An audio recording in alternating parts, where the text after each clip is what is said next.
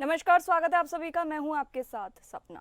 Bulletin की शुरुआत करेंगे उत्तर प्रदेश में हाई अलर्ट जारी। बता दें, पाकिस्तान के साथ बढ़ते तनाव की वजह से प्रदेश में रेड अलर्ट घोषित करने के बाद सीमावर्ती इलाकों और संदिग्धों पर पैनी नजर रखी जा रही है। यूपी पुलिस की सभी शाखाओं के साथ केंद्रीय खुफिया एजेंसियां भी हाई अलर्ट पर हैं और पल पल की सूचनाएं गृह मंत्रालय को भेजी जा रही हैं।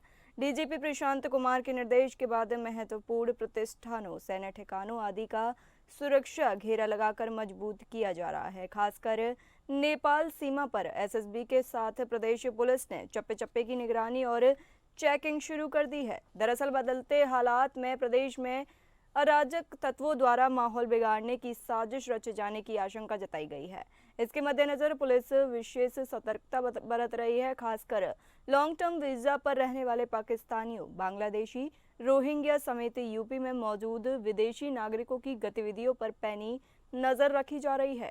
डीजीपी मुख्यालय की सोशल मीडिया सेल सभी जिलों के साथ समन्वय स्थापित कर सोशल मीडिया के सभी प्लेटफॉर्म पर भड़काऊ और अफवाह संबंधी पोस्ट का संज्ञान लेकर विधिक कार्रवाई कर रही है। खासकर सेना के मूवमेंट, फेक न्यूज, पुरानी घटनाओं से संबंधित पोस्ट का संज्ञान लेकर उसे तत्काल हटवाया जा रहा है। सभी जिलों के पुलिस कप्तानों को किराएदारों का सत्यापन कराने को भी कहा गया है। सभी एयरपोर्ट, रेलवे स्टेशन, बस अड्डों पर निगरानी के बंदोबस्त किए गए हैं।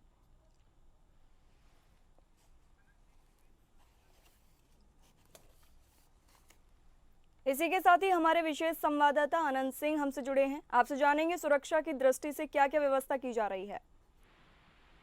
बिल्कुल सपना, देखिए जो पाकिस्तान के साथ हमारा एक तरह से आप कह सकते हैं कि युद्ध चल रहा है, उसको देखते हुए जो आंतरिक सुरक्षा है उसको मजबूत किया जा रहा है, उसको तैयारी पूरी तरह से रखी गई है। और जो निर्देश मिले हैं केंद्र सरकार की तरफ से, उसके बाद उत्तर प्रदेश में हाई अलर्ट है। चाहे आप एयरपोर्ट्स की बात करें, चाहे आप रेलवे स्टेशन की बात करें, या जो हमारे तमाम जो सैन्य स्थल हैं, जो हमारे तमाम धार्मिक स्थल है, महत्वपूर्ण स्थल है, संवेदनशील जगह हैं, उन तमाम जगहों पर पूरी तरह से हाई अलर्ट है। सतर्कता बढ़ाने के निर्देश दिए गए हैं, सुरक्षा पूरी तरह से बढ़ा दी गई है।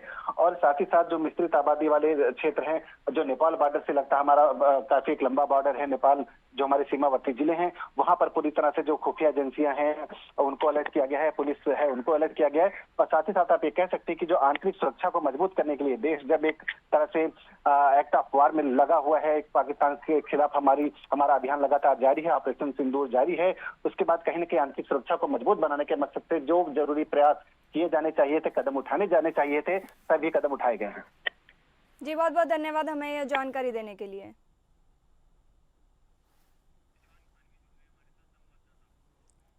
इसी के साथ ही हमारे साथ हमारे संवाददाता रिजवान खान भी हमसे जुड़े हैं। आपसे जानेंगे, सीमावर्ती क्षेत्रों में अलर्ट है, इस पर क्या जानकारी है।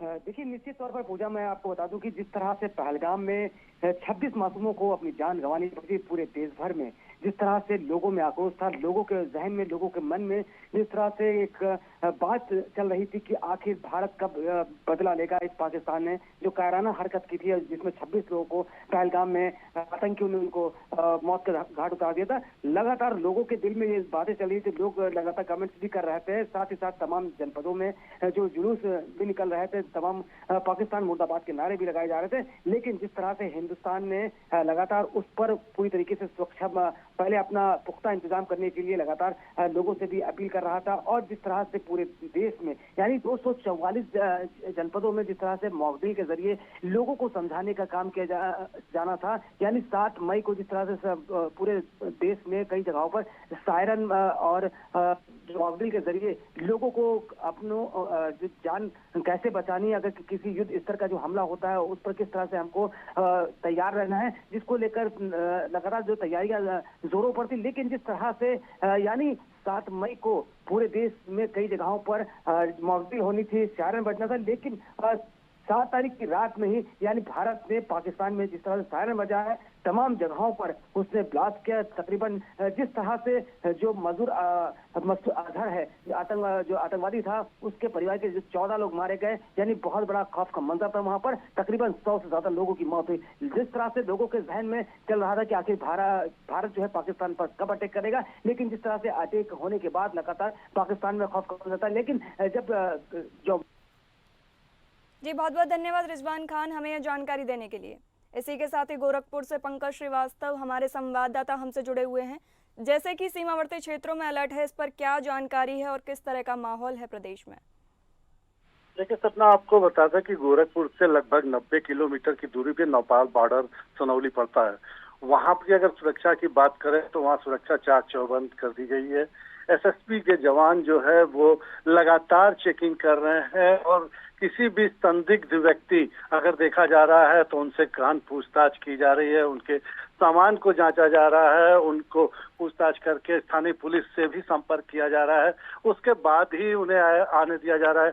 अगर गोरखपुर की बात करें तो नेपाल से गोरखपुर या महाराजगंज के रास्ते जो लोग नेपाल से आ रहे हैं उन पर विशेष नजर रखी जा रही है। गोरखपुर के एयरपोर्ट पे सघन चेकिंग की जा रही है, सुरक्षा व्यवस्था बढ़ा दी गई है। रात में अगर कहें तो सभी थाना क्षेत्रों में जो है वो गहन चेकिंग की जा रही है। कैंपियरगंज की बात करें, पीपीगंज की बात करें, महाराजगंज से आने वाले गुलरिया की बात करें, सभी थाना क्षेत्रों की अगर बात करें तो सघन चेकिंग की जा रही है। किसी भी व्यक्ति, कोई भी वाहन हो, जो भी व्यक्ति संदिग्ध दिख रहा है उसके सामान की चेकिंग की जा रही है, उससे लाइसेंस मांगा जा रहा है, उससे पूछताछ की जा रही है। इसके साथ ही अगर कहें तो गोरखपुर में भी रात्रि गश्त जो है पुलिस की वो काफी तेज हो गई है और जिस तरह के हालात पाकिस्तान और भारत के बने हुए हैं उससे नेपाल बॉर्डर पर अगर कहें तो विशेष सुरक्षा की जा रही है। जी बहुत बहुत धन्यवाद पंकज हमें यह जानकारी देने के लिए। इसी के साथ ही हमारे संवाददाता राजीव हमसे जुड़े हुए हैं गाजियाबाद से। आपसे जानेंगे कि पुलिस क्या सतर्कता बरत रही है और कैसे माहौल है प्रदेश में। देखिए मैं आपको बता दूं कि बात करें हम गाजियाबाद की तो गाजियाबाद के में सुरक्षा दृष्टता के मद्देनजर पुलिस चाक चौबंद है। हर व्हीकल की लगभग जांच कर रही है। जो लोग आवागमन कर रहे हैं, जो बैग लेके आ रहे हैं, उन बैगों की सदा चेकिंग कराई जा रही है। रोडों पर गश्त बढ़ा दिया गया, यहाँ तक कि जो गलियां होती हैं उनमें भी गश्त बढ़ाए गए हैं और खासकर पुलिस इस समय मुस्तैद है।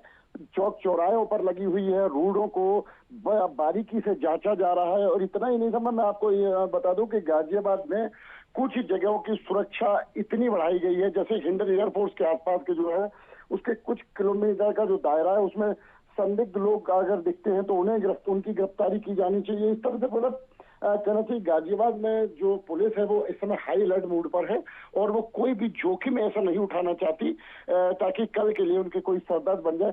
वो हर संदिग्ध व्यक्ति के चाहे वो आने जाने वालों में रास्तों में अगर उन्हें कोई संदिग्ध दिखाई देता तो जब तक उनका आधार कार्ड, पैन कार्ड या उनके डॉक्यूमेंट से ये क्लियर ना हो जाए कि ये कौन है, तब तक उनको नहीं जाने दिया रहा। बहुत सी ऐसी सारी चीजें हैं जिन पर वो पुलिस लगी हुई है और कार्रवाई कर रही है। जी बहुत बहुत धन्यवाद राजीव जी हमें यह जानकारी देने के लिए।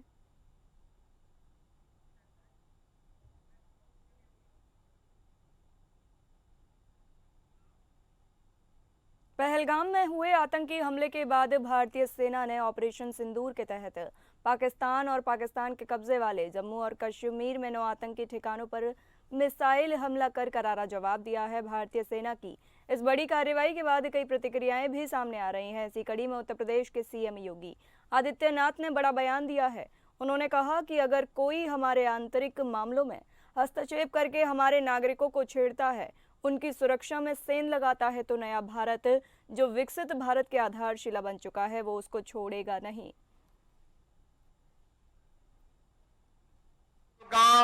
कि आतंकी घटना का जिस बहादुरी के साथ रात्रि को जवाब दिया गया है, इसके लिए तीनों सेनाओं के साथ ही देश के यशस्वी प्रधानमंत्री जी का हृदय से अभिनंदन करते हुए उत्तर प्रदेश की जनता जनार्दन की ओर से तीनों सेनाओं को और पूरे देशवासियों को हृदय से बधाई देता हूं। ऑपरेशन सिंदूर उन बहन और बेटियों के प्रति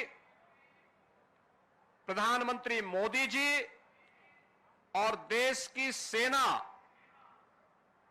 की एक संवेदना है। जिन लोगों ने भारत की बहन और बेटियों के सिंदूर को छीनने का दुस्साहस किया था, कल की स्ट्राइक में उन्हें अपना खानदान खोना पड़ा है और दुश्मन के काराना हरकतों का जवाब ये नया भारत इसी मजबूती के साथ देगा। तो चलिए बढ़ते हैं अगली खबरों पर। अमेठी में वीर शिरोमणि महाराणा प्रताप की जयंती पर अवसर पर शोभा यात्रा का आयोजन किया गया, जिसमें क्षत्रिय समाज द्वारा एक शहर में भव्य शोभा यात्रा निकाली। शोभा यात्रा देवीपाटन मंदिर से आरंभ होकर आगरा तिराहा होते हुए रामलीला मैदान में संपन्न हुई। देशी भक्ति से ओतप्रोत इस यात्रा में सैकड़ों लोगों ने भी भाग लिया। शोभा यात्रा के दौरान डीजे पर पाकिस्तान मुर्दाबाद के नारे लगातार गूंजते रहे। वहीं भारत माता की जय और वंदे मातरम जैसे जयकारों से माहौल देश भक्ति से भर उठा। लोगों ने पुष्प वर्षा कर यात्रा का स्वागत किया और महाराणा प्रताप को श्रद्धांजलि दी। कार्यक्रम के दौरान गुंजन सिंह ने महाराणा प्रताप के शौर्य, त्याग और बलिदान की चर्चा करते हुए कहा कि उन्होंने राष्ट्र की रक्षा के लिए घास की रोटियां खाना स्वीकार किया, लेकिन कभी मुगल सत्ता के सामने झुकना नहीं स्वीकारा। उनका जीवन देश के स्वाभिमान और स्वतंत्रता का प्रतीक है।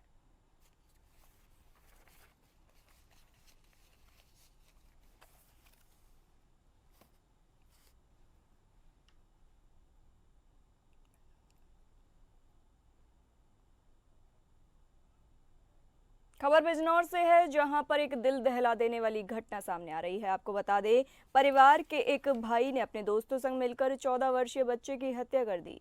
मुख्य आरोपी का नाम अनिकेत है। पुलिस ने मुख्य आरोपी को गिरफ्तार कर लिया है। पुलिस पूछताछ में आरोपी ने बताया कि मृतक आयुष उसके परिवार का भाई था।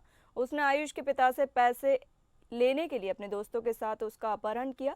आयुष से कहा कि हम तुम्हें किडनैप कर तुम्हारे पिता से 5 लाख रुपए की मांग करेंगे, जिसमें तुम्हें 2 लाख तुम्हारे हैं और 3 लाख हम सभी दोस्त बांट लेंगे। लेकिन आयुष ने जब इसका विरोध किया तो आरोपी ने आयुष का गला दबाकर हत्या कर दी। पकड़े जाने के डर से आरोपी बच्चे के शव को खेत में दफना रहे थे। पुलिस ने सर्विलांस की मदद से आरोपी को हिरासत में ले लिया है। फिलहाल पुलिस मामले की जांच पड़ताल कर रही है। जानलेवा हमला करने के लिए आग्नेयास्त्र से फायरिंग किया गया। पुलिस टीम द्वारा आत्मरक्षार्थ की गई जवाबी फायरिंग में एक अभियुक्त के पैर में गोली लगी और मौके पर शेष 4 अभियुक्तों को गिरफ्तार किया गया। गिरफ्तार अभियुक्तों से एक 315 बोर का तमंचा, एक जिंदा खोखा कारतूस, 2 फायरशुदा कारतूस, 4 मोबाइल फ़ोन और गड्ढा खोदने का उपकरण फावड़ा।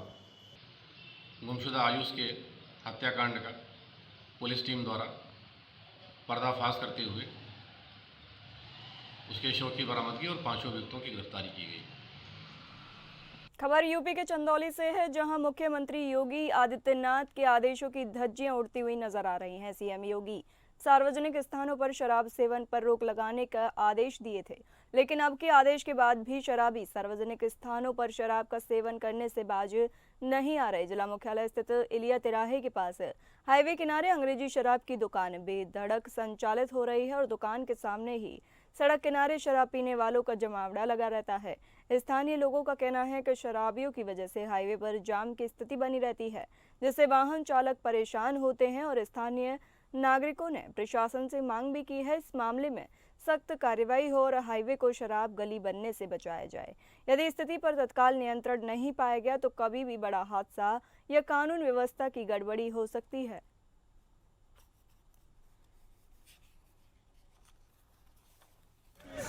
मोड़ पे आपको बता दें कि सीएम योगी के सख्त निर्देश के बाद हाईवे किनारे शराब की दुकानों पर प्रतिबंध है। उसके बावजूद भी चंदौली के इलिया मोड़ पे स्थित अंग्रेजी शराब की दुकान, कैमरामैन से कहेंगे इसको दिखाएं। अंग्रेजी शराब की दुकान पे धड़ल्ले से शराब बेची जा रही है और पीने पिलाने का भी दौर है। चिखले की दुकानें भी खुल गई हैं। ये हाल है चंदौली मुख्यालय की। जबकि पुलिस महकमा की बात करें तो पुलिस महकमा लगातार सड़क पर चढ़ेगा जरूर तो जेल जाओगे जरूर अभियान का डेली अभियान चला रही है। उसके बावजूद भी ऐसी विकराल स्थिति आ रही है। यहाँ लगातार जाम की भी स्थिति लगी रह रही है। इस समय आपको ये भी पता होगा कि कहीं ना कहीं से लगन शादी विवाह का अवसर चल रहा है। उसके बावजूद भी इन लोगों के द्वारा इस प्रकार का, इस शराब की दुकान के संचालक द्वारा इस प्रकार के कृत्य जिसकी वजह से जाम से लेके और यहाँ पूरे प्रशासन के नियमों का उल्लंघन हो रहा है। अब देखना ये होगा कि क्या कुछ कार्रवाई अमल में लाई जाती है। सहयोगी जितेंद्र सिंह के साथ OP Srivastava, APN news, Chandauli. Hamirpur में एक वीडियो तेजी से वायरल हो रहा है। आपको बता दें, एक मासूम बच्चे पर आवारा कुत्तों के हमला करने का वीडियो सोशल मीडिया पर तेजी से वायरल हो रहा है। वायरल वीडियो में घर जा रहे मासूम बच्चे पर आवारा कुत्तों के झुंडों ने हमला कर दिया। इसी दौरान वहां से निकल रही युवती ने कुत्तों को भगाकर मासूम बच्चे की जान बचाई। घटना पास लगे सीसीटीवी कैमरे में कैद हो गई। घटना कस्बे के बड़ी जुलहटी मोहल्ला की है, जिसमें बच्चों के हाथ, पैर और पीठ पर पंजे के खरोच के निशान पाए गए हैं।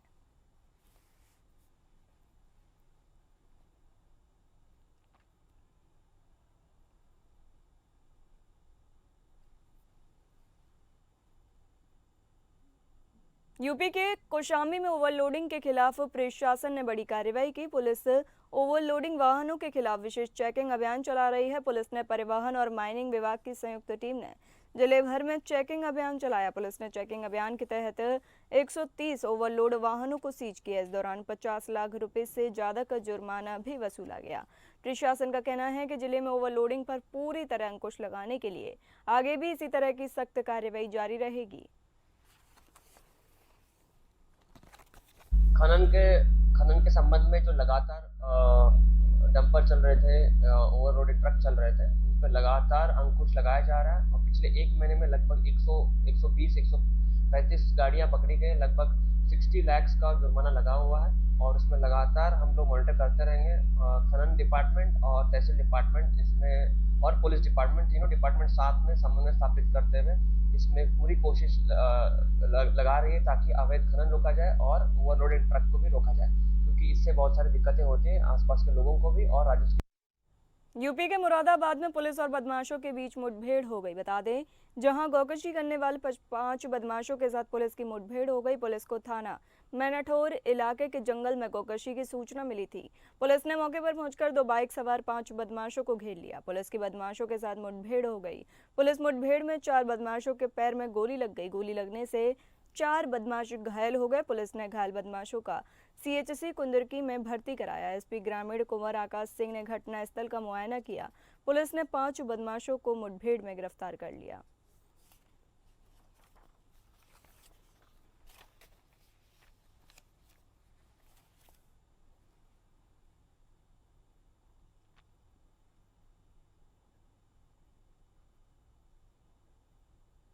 सिद्धार्थनगर में अब सरकारी जमीनों में अवैध रूप से अतिक्रमण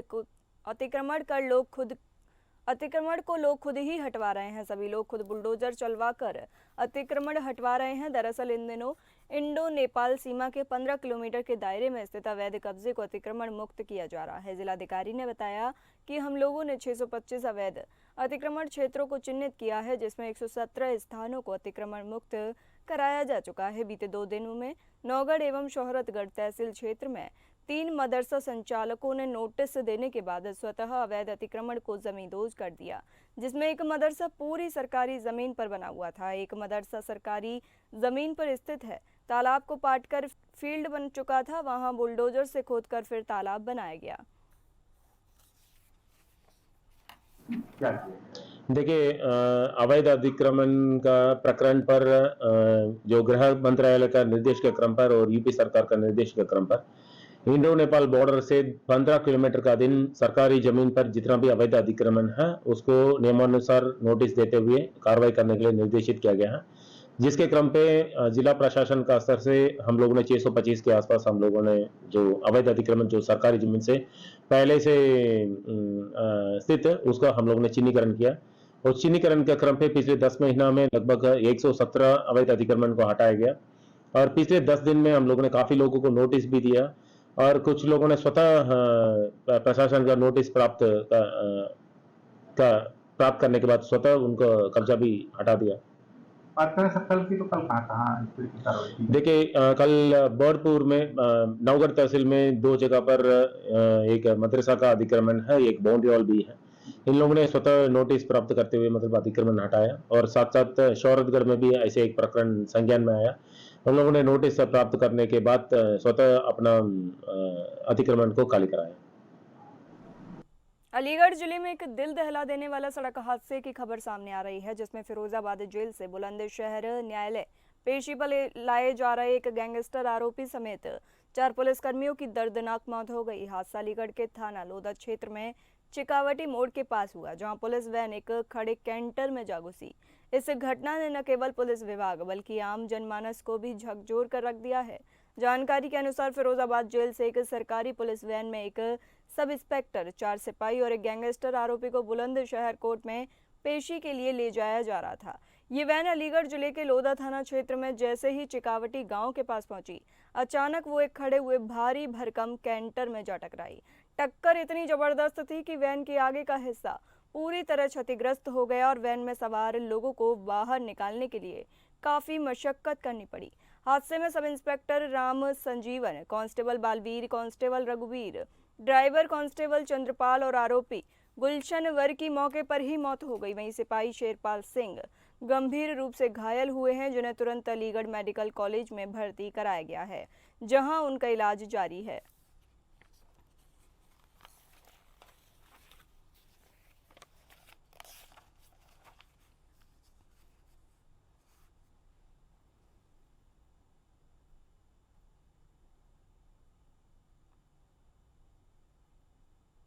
बुंदेलखंड के महोबा जिले में युवक का शव पेड़ से लटकता हुआ मिला। घटना की सूचना पुलिस को दी गई। पुलिस ने मौके पर पहुंचकर शव को कब्जे में लेकर पोस्टमार्टम के लिए भेज दिया। आपको बता दें कि युवक की पहचान 22 वर्षीय पुत्र देवपाल अहिरवार के रूप में की गई है।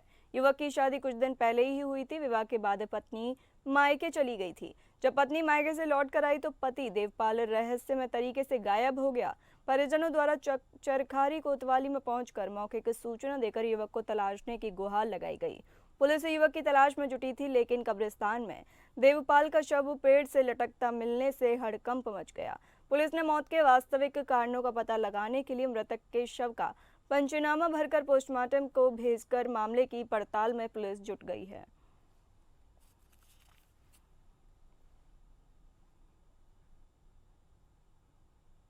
फिलहाल इस बुलेटिन में इतना ही। नमस्कार।